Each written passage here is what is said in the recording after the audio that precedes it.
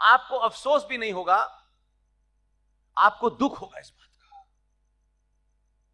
कि हम इतने लंबे समय तक जो हमारे हीरो थे, सरकारों ने क्या किया छोड़ दीजिए। एक जागृत समाज अपने हीरो को पहचानने में सरकारों की अनुशंसा चाहता है तो फिर समाज मर चुका है। एक ब्राह्मण, जनेऊधारी ब्राह्मण,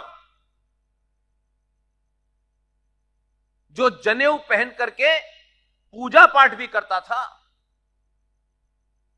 उसने इतना बड़ा मैसेज आपको दिया, लेकिन चाटुकार इतिहासकारों ने कुछ लिख दिया, पूरा समाज ही वही पढ़ रहा है। उस जनेऊधारी ब्राह्मण को जब समय आया और उसे तय करना था कि मेरा कर्तव्य क्या है, मैं ब्राह्मण कुल में पैदा हुआ हूं, इसका मतलब यह नहीं है कि सिर्फ पूजा और कथा ही करानी है मुझे। उसने समय की मांग को ध्यान में रखते हुए उस ब्राह्मण ने अपने कर्तव्य का पालन किया और बंदूक उठाई और अंग्रेज अफसर के सीने में 6 गोलियां उतारी। उसका नाम मंगल पांडे है। लेकिन जो घोटाला हुआ है वो बड़ा खतरनाक है। इसलिए जब तक यहां आग नहीं लगेगी, भारत माता की जय कभी नहीं होगी। यह सिर्फ नारों में होगी। उस मंगल पांडे का जो जन्मदिन है, कितने शातिर तरीके से सत्ताओं ने उसकी डेट गलत की है। क्योंकि कोई हमारे एक पिताजी थे, कब बने हमें पता नहीं, हमारी मां ने तो बताया नहीं कि ये पिता हैं, इन्हें पिता कहो। हमारे संस्कारों में एक ही पिता हो सकता है और एक ही मां हो सकती है, लेकिन थोप दिया गया हमारे ऊपर के इनको पिताजी कहो।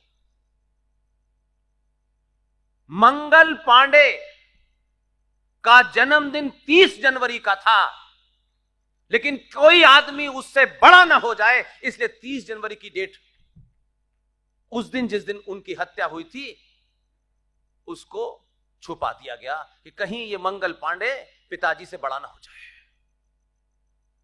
सरकारों ने किया, उस शहर के लोगों ने जितनी उनकी हिम्मत थी उतनी उन्होंने की। जितनी मेरी पास ताकत है मैंने पहुंचा दिया सही जगह कागज, सही लेटर बॉक्स में चिट्ठी डाली है। काम होते हैं। और ये भाव मैं इसलिए नहीं कह रहा, अपने इसी 10-12 साल के दौर में बिना मिले, बिना एमपी और एमएलए बने, बिना संगठन बनाए, चौराहे चौराहे जोर से बोलिए। संचार क्रांति के दौर में लोग आपको सुनते हैं और सच बात सर चढ़ के बोलती है। इसलिए मुझे पूरा यकीन है कि 2 मुहिम रह गई हैं, उन्हें पूरा करने की कोशिश में लगा हूं। मेजर जनरल जीडी बख्शी, सुशील पंडित, ललित अंबरदार, प्रोफेसर कपिल कुमार, प्रोफेसर पवन सिन्हा, ये तमाम सारे लोग अपनी अपनी भूमिका निभा रहे हैं। लेकिन एक सवाल है राउरकेला के लोगों से। पूरी दुनिया में 65 और 56 मुल्क मिलकर के एक देश के खिलाफ लामबंद हो गए, और आपके यहां आपके टैक्स की सब्सिडी से छोटे भाई का पजामा बड़े भाई का कुर्ता पहन के जो घूम रहे हैं, वो नारे लगा रहे हैं कि हम फलस्तीन के साथ हैं, हमास के साथ हैं। घर का दरवाजा है नहीं, ये फलस्तीन के साथ है। शाम को सब्सिडी मोदी से चाहिए, फलस्तीन के साथ है। दुनिया ने रुख तय कर लिया, अगर 2023 के भारत में भारतीय समाज अपना रुख तय नहीं कर रहा है तो इसका मतलब है कि आज भी आप अंदर से किसी लालच से ग्रस्त हैं। यह जोर से बोलने का समय है, सच बोलने का समय है। 5-7 साल पहले ये बहुत हम सुनते थे कि यूरोप ये कहता है कि 21वीं सदी भारत की होगी। बहुत सारे लोगों को लगता था कोई सैटेलाइट आएगा 21वीं सदी का, वो हम सबको लड्डू खिला देगा और 21वीं सदी हमारी हो जाएगी। सभ्यताओं के इतिहास में आपको पहचानना है कि आपके पास क्या है।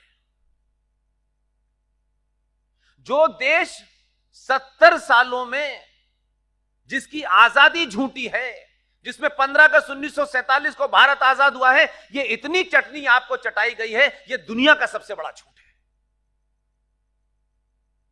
माना कि आप उस वक्त उसे काउंटर नहीं कर सकते थे क्योंकि आपके पास इंफॉर्मेशन नहीं थी, लेकिन जो दुनिया आपकी 21वीं सदी बता रही थी वो इसलिए नहीं बता रही थी कि वो भारत को पिताजी से नहीं जानती थी, पिताजी थे नहीं, दुनिया भारत को आचार्य चाणक्य से जानती थी। इसलिए कह रहे थे कि 21वीं सदी आपकी है।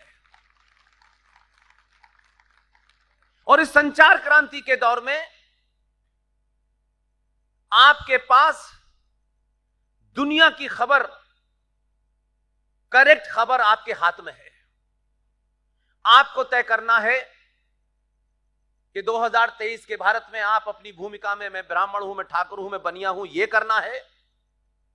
मेरा आदमी, मेरी जाति का आदमी, मेरा रिश्तेदार, मुझे यहां चोरी का कुछ मिल जाए, कहीं मैं बिजली का बिल ना दूं, मैं पानी का बिल ना दूं, ये भी दूध में यूरिया भी मिलाऊं, सब कुछ करूं और शाम को भारत माता का नारा लगा दूं। मैं जो कुछ देख पा रहा हूं, ये मौका पूरी दुनिया में सनातनी हिंदू के लिए आया है। इसको हाथ से जाने मत दीजिए।